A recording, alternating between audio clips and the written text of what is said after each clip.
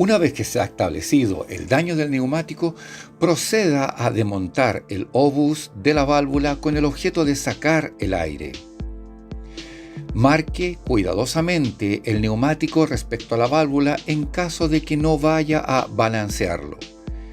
Posteriormente, llévelo a la máquina desmontadora y desmonte el neumático de la llanta con mucho cuidado. Vaya girando el neumático con el objeto de irlo desmontando progresivamente. Una vez hecho esto, retire los contrapesos. De vuelta a la llanta posteriormente y haga la misma operatoria por el lado interno o externo donde haya comenzado. Tenga mucho cuidado con aquellas llantas que tienen sensores de presión de neumático. Posteriormente, lleve el neumático a la desmontadora. Las llantas de acero se tomarán por afuera, mientras que las llantas de aleación se tomarán por dentro.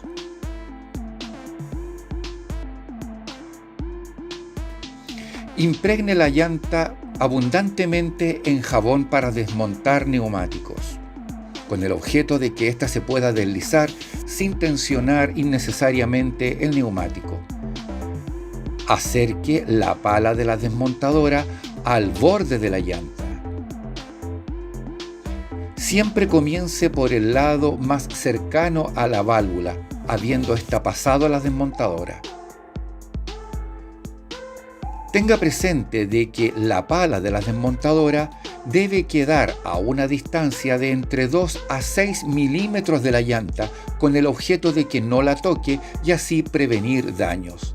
Al mismo tiempo, las máquinas poseen desmontadoras en las cuales se puede poner una laminilla de plástico con el objeto de no marcar o dañar la llanta.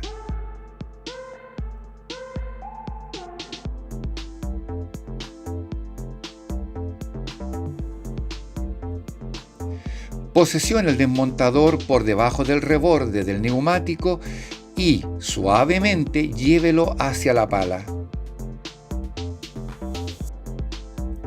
Girar ahora la desmontadora para que comience el desmontaje del neumático.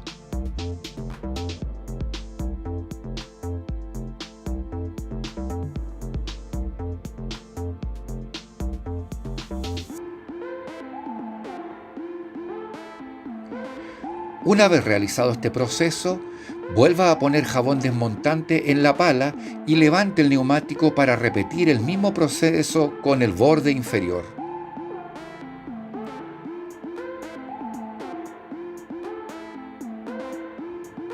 La pala se retirará automáticamente una vez realizado este proceso.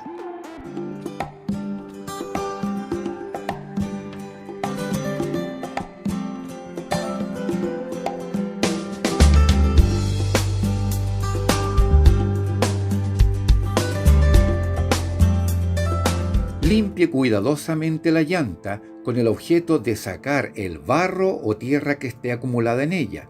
Recuerde que si hay barro o tierra va a influir seriamente en el balanceo del neumático con la llanta.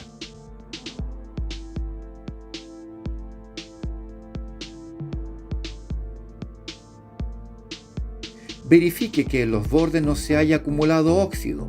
Si usted se percata de esto, pase un cepillo de acero y sea minucioso en la limpieza de esta unidad. Una vez que haya cepillado la llanta y desprendido todo el óxido, pinte la llanta con la pintura correspondiente para impedir óxido. En las llantas de aleación, verifique que los bordes no estén dañados. Esto se debe a quienes suben las soleras con mucha energía. Si su daño es mayor, se tendrá que proceder a una reparación especializada o cambiarla por una nueva.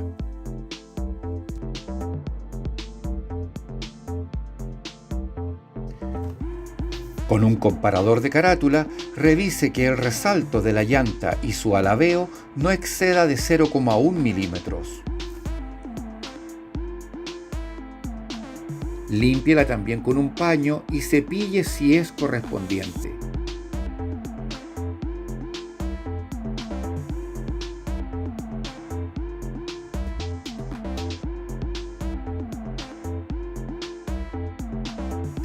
Si el daño en el ancho del borde es superior a los 6 milímetros, deberá reemplazar la llanta.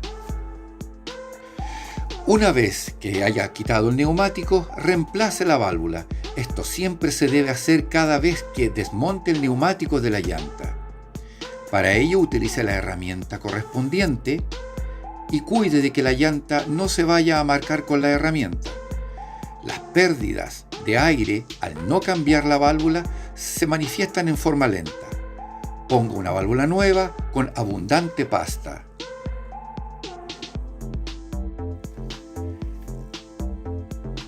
¿Se puede volver a usar el disco de la rueda?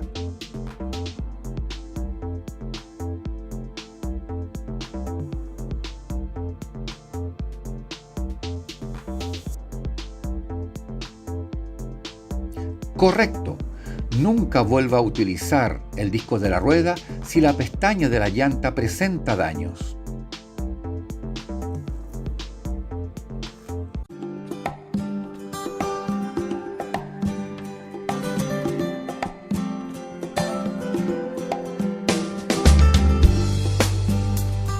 Bueno, ha llegado el momento de aclarar algunos conceptos importantes.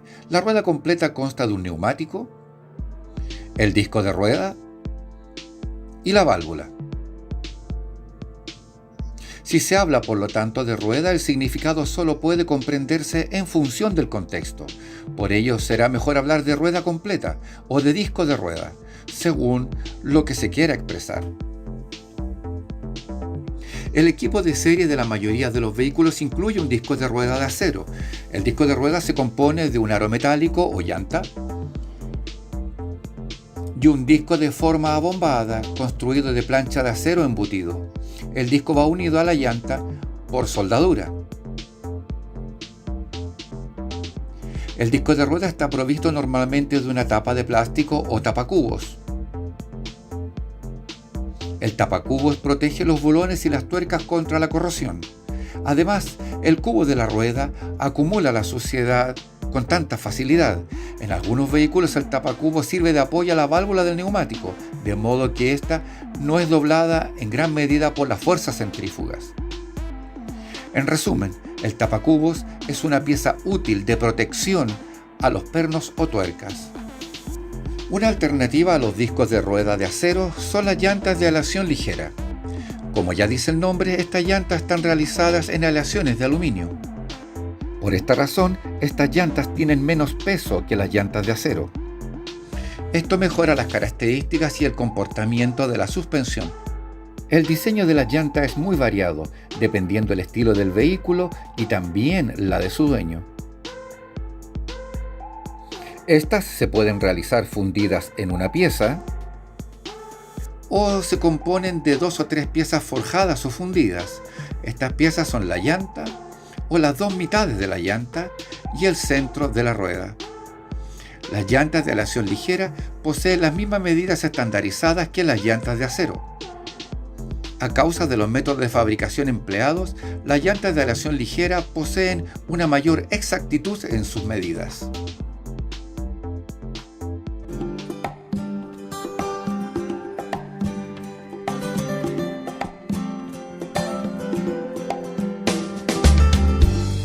Los vehículos se pueden equiparar con diferentes tipos de discos de rueda de acero o de aleación ligera en diferentes diseños.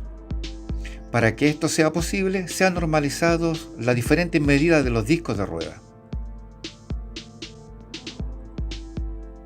Como diámetro del disco de rueda se considera el diámetro entre los rebordes del disco de rueda.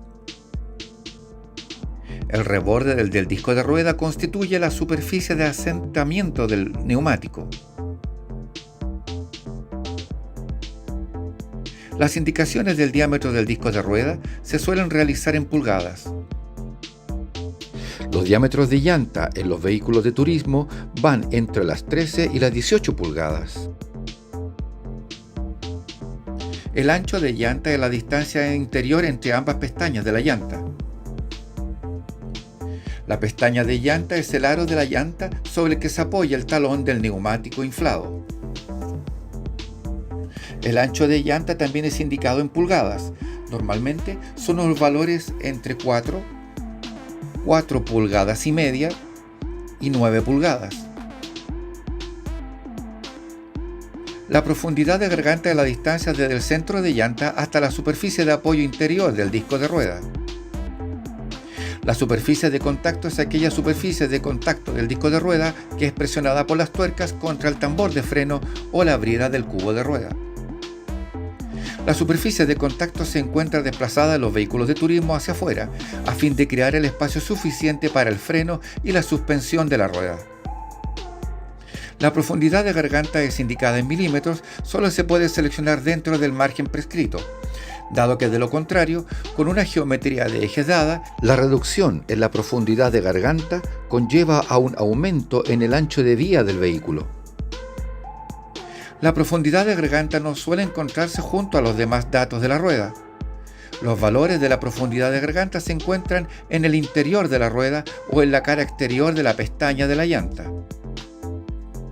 El orificio central del orificio de rueda se utiliza en la mayoría de los vehículos para el centrado de la rueda. Su diámetro tiene que coincidir exactamente con el cubo de rueda. Ocasionalmente se utilizan los agujeros de los tornillos de fijación de la rueda para el centrado de la misma. Téngase presente a este respecto que el diámetro del orificio del disco de rueda debe coincidir con el del tambor de freno o brida del cubo de la rueda. Asimismo, deberá tenerse en cuenta el número de los orificios de sujeción de la rueda, 4 o 5, así como su ejecución. Supongamos que este disco de rueda fuera una rueda de 15 pulgadas. ¿Qué indica este valor?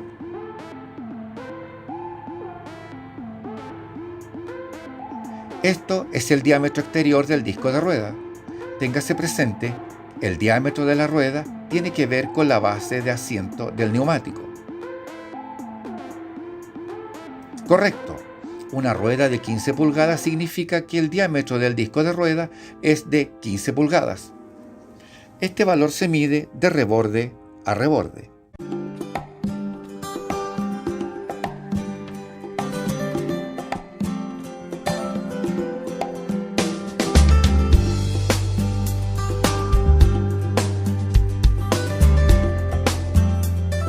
El neumático se apoya con el talón sobre el reborde de la llanta.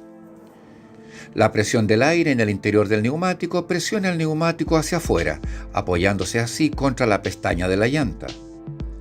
La pestaña evita que el neumático salte de la llanta.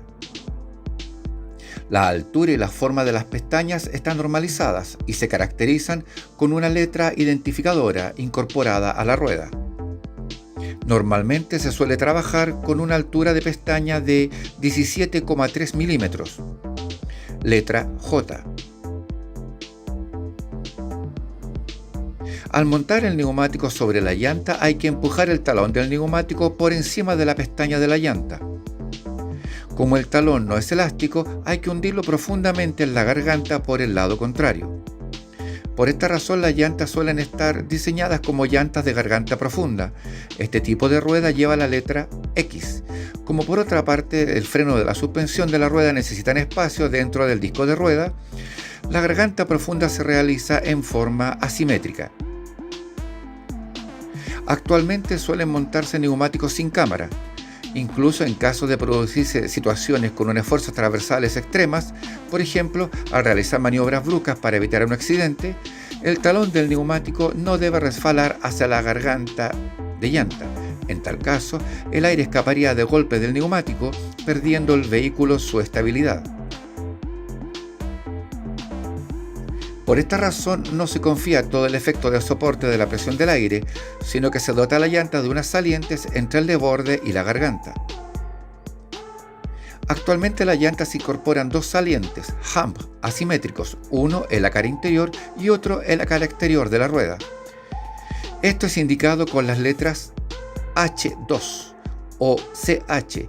En el caso de la llanta de doble canal o hump asimétrico, con las letras identificadoras AH o AH2, el canal posee diferente grado de inclinación, gracias a lo cual el talón del neumático es empujado siempre contra su asentamiento, evitándose el destalonamiento del neumático. Esto requiere la observación de normas especiales con respecto al montaje y desmontaje del neumático. Aquí puede ver las marcas estampadas en el disco de rueda. Verifique qué marcas corresponden al disco de rueda.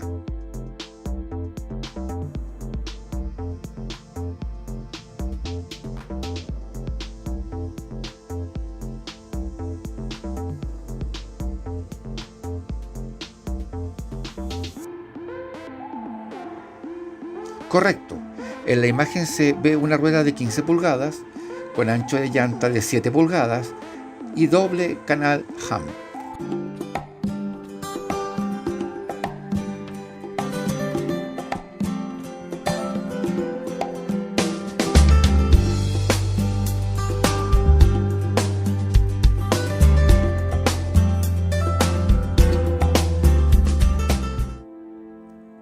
Los flancos laterales de los neumáticos incorporan una amplia serie de caracteres de información.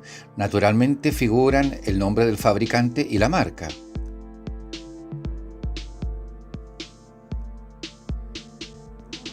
A nosotros, sin embargo, nos interesa aquella parte que identifica el neumático en sus aspectos normalizados. Infórmese sobre este neumático y rellene la tabla.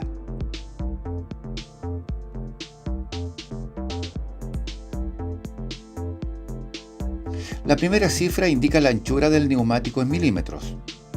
Esta cifra indica la anchura total del neumático sin tener en cuenta las descripciones en relieve, protecciones contra los rozamientos y demás elementos salientes. La anchura del neumático debe corresponderse con el ancho de llanta. Una confusión frecuente: la cifra no indica la anchura de la banda de rodadura.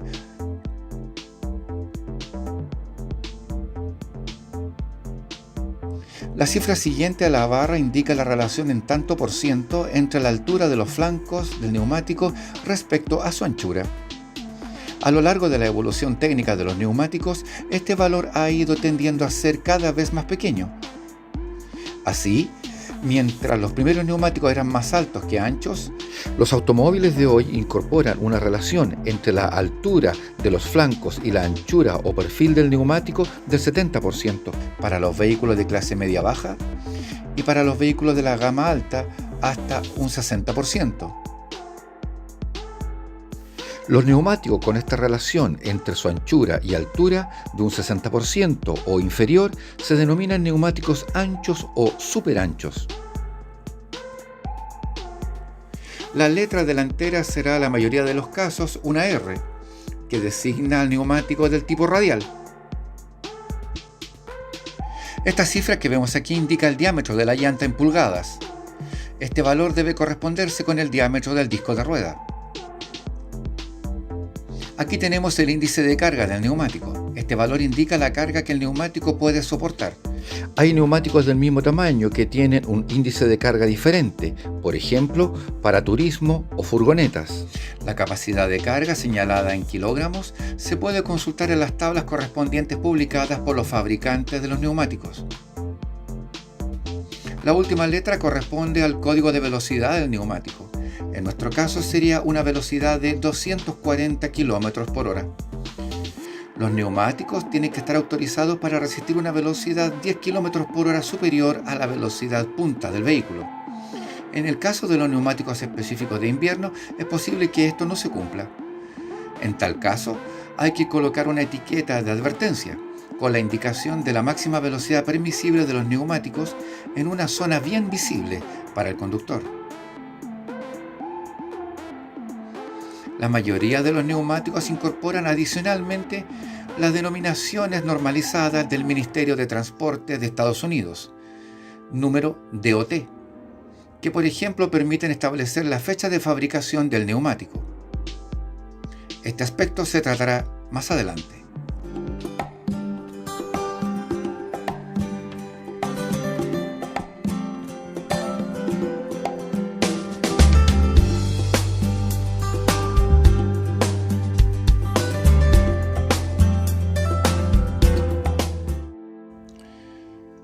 Ahí viene el neumático nuevo. Primero hay que mirar las denominaciones tanto del disco de rueda como del neumático. Existen sistemas especiales de neumáticos y ruedas que reducen el peligro de la pérdida de aire e incluso permiten el rodaje de la rueda sin aire, los llamados run flat. Para ello, Con los dobles canales asimétricos deberán observarse unas normas de montaje específicas. Aplicar pasta de montaje en las pestañas y en los rebordes del disco de rueda.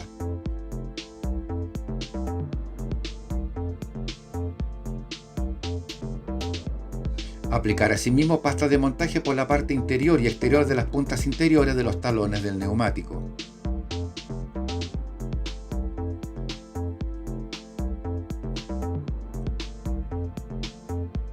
Girar el disco de ruedas de tal modo que la válvula se encuentre frente a la pala de montaje. Montar el neumático encima del disco de rueda. El talón inferior ya se encuentra en la zona de la pala debajo de la pestaña. Prestar atención a las marcas de referencia o indicaciones de sentido de giro de la rueda, o a la simetría del dibujo que puede presentarse, como en aquellos neumáticos de invierno o los de alta velocidad. Si la rueda completa se monta en el lateral izquierdo del vehículo, la flecha indicadora del sentido de giro de la rueda deberá señalar hacia la izquierda, sentido contrario a la marcha de las agujas del reloj. Si por el contrario la rueda completa se va a montar en el lateral derecho del vehículo, la flecha indicadora deberá señalar hacia la derecha, sentido de marcha de las agujas del reloj. Aparte de los sistemas con neumáticos sujetos a sentido de giro, también existen neumáticos asimétricos que se caracterizan por incorporar un reborde exterior reforzado. Los neumáticos asimétricos se montan de tal modo que el número DOT dé hacia la cara exterior del disco de rueda. Normalmente el flanco del neumático incorpora la referencia inside o outside.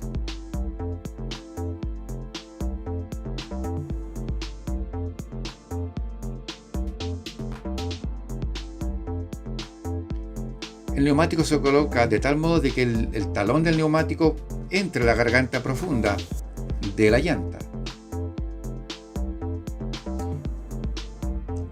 Hacer girar la máquina de tal modo que el talón entre en el neumático.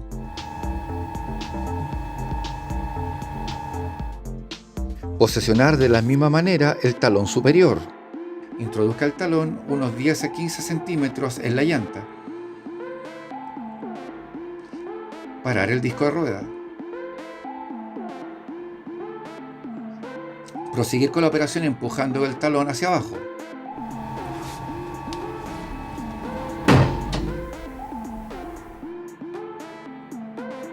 En el caso de neumáticos anchos o de grandes dimensiones puede darse la circunstancia de que el neumático no se puede empujar con la mano hacia la garganta de la llanta. Para estos casos resulta sumamente práctico el dispositivo de sujeción de los talones de neumático. Gracias al brazo de palanca se puede desplazar con más facilidad hasta la garganta de llanta.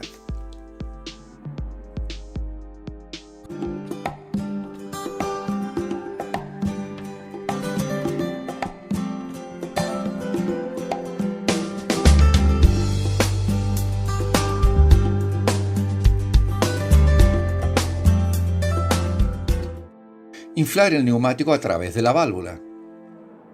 Para ello se efectúa una rápida inyección de aire para lograr que los talones del neumático queden bien asentados contra la saliente hump del disco de rueda. De este modo la rueda queda sellada y la presión puede aumentar.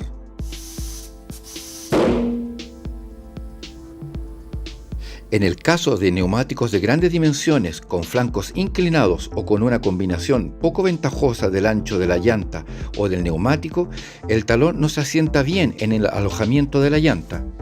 En tal caso puede recurrirse a un anillo de llenado cuyas numerosas boquillas introducen aire entre la llanta y el neumático.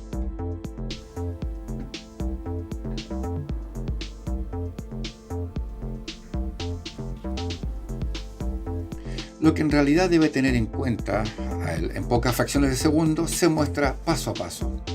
Haga la prueba. El primer golpe de aire coloca el talón del neumático sobre las bases de asentamiento. De esta manera puede elevarse la presión del neumático.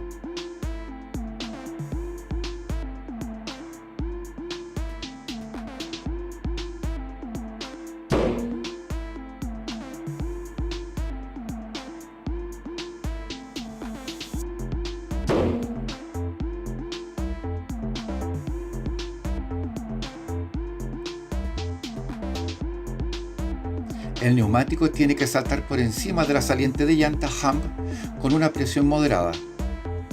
La presión de salto del neumático no deberá superar en ningún caso los 3 bar. Si con una presión de 3 bar el talón del neumático no ha saltado por encima de la saliente de llanta hump, existe en el neumático algún tipo de tensión. Si se aumenta ahora la presión del neumático, el talón es extendido excesivamente y podría resultar dañado. En caso de una presión demasiado elevada, puede producirse la ruptura del cable del talón del neumático, con unas consecuencias desastrosas.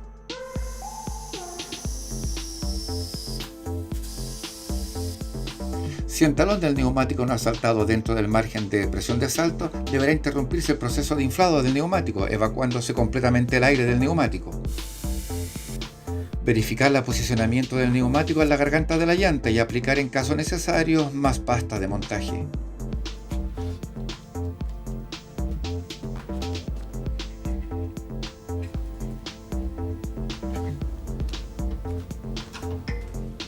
De esta manera el neumático se puede inflar ahora con toda facilidad.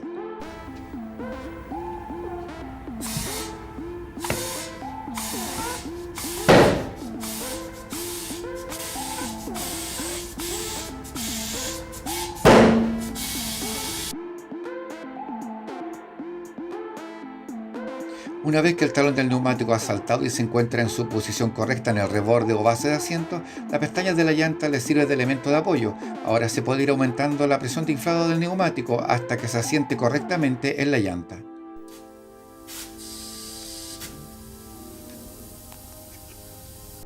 Haga usted la prueba.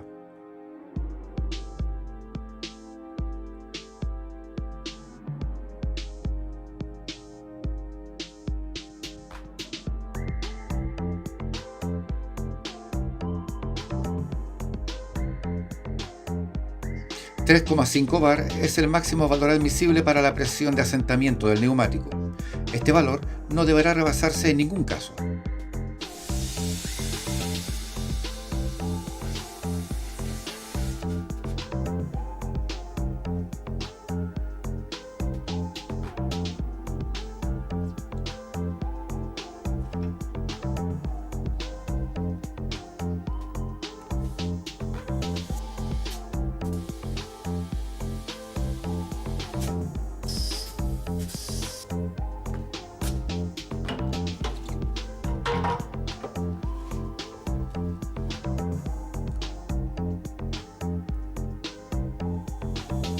Ajuste una presión de 2,0 bar.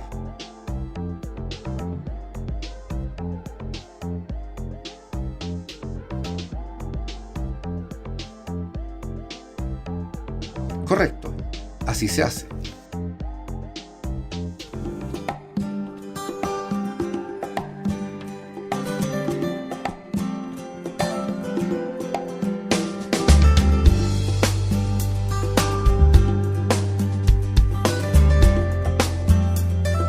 El peso del vehículo no es soportado por el neumático propiamente dicho, sino por el aire que éste incorpora.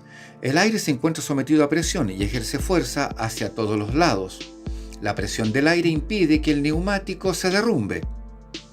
El conocido efecto del neumático desinflado. Además, la presión del aire le confiere al neumático la forma ideal que le permite cumplir correctamente las funciones previstas. Los valores de la presión del aire de inflado de los neumáticos facilitadas por el fabricante deberán observarse por ello en forma estricta. Normalmente se encuentran en una etiqueta en el montante B de la puerta. La presión del aire del neumático deberá controlarse a lo menos cada 2 semanas a fin de comprobar sus fugas. Téngase presente que en muchos vehículos la presión de inflado de los neumáticos delanteros y traseros es diferente.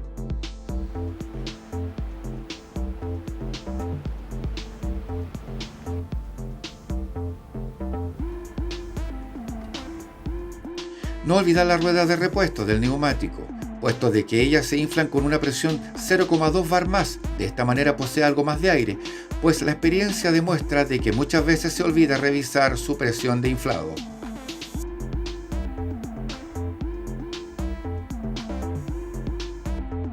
Durante la circulación el neumático se calienta a causa del trabajo de fricción a que es sometido.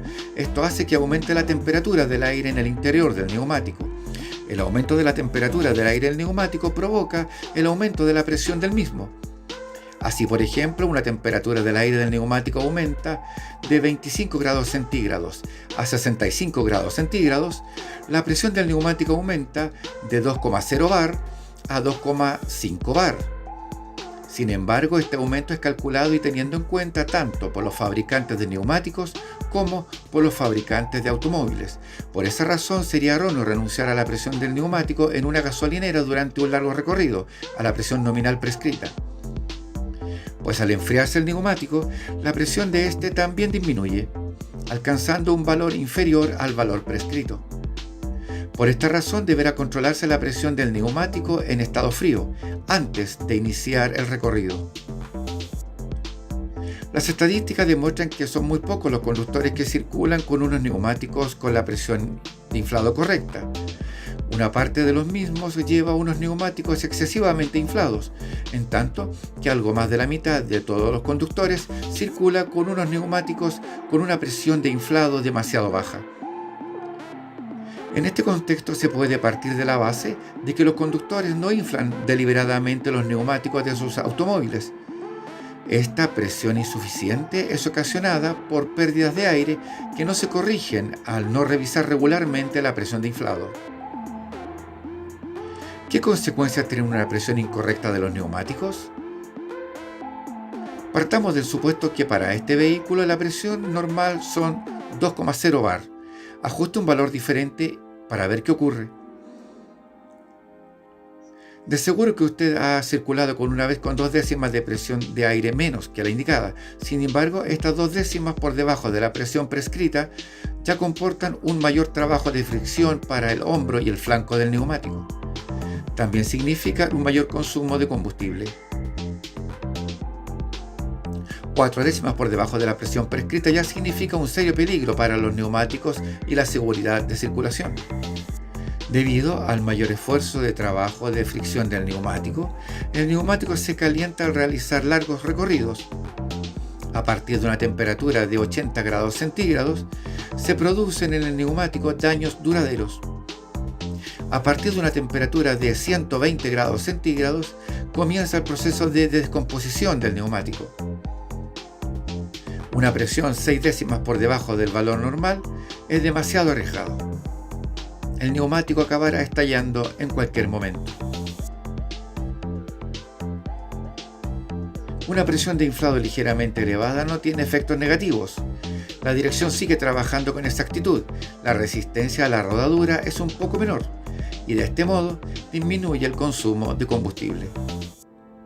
Una presión con más de 0,4 bar por encima del valor normal es razonable en caso de circular el vehículo completamente cargado o en caso de realizar un largo recorrido en autopista a buen ritmo. Incluso un aumento en 0,6 bar por encima de lo prescrito puede ser adecuado en determinadas circunstancias. Sin embargo, esto ya influye negativamente sobre el confort de circulación y el nivel sonoro producido por los neumáticos al rodar aumenta. La presión aquí es claramente excesiva.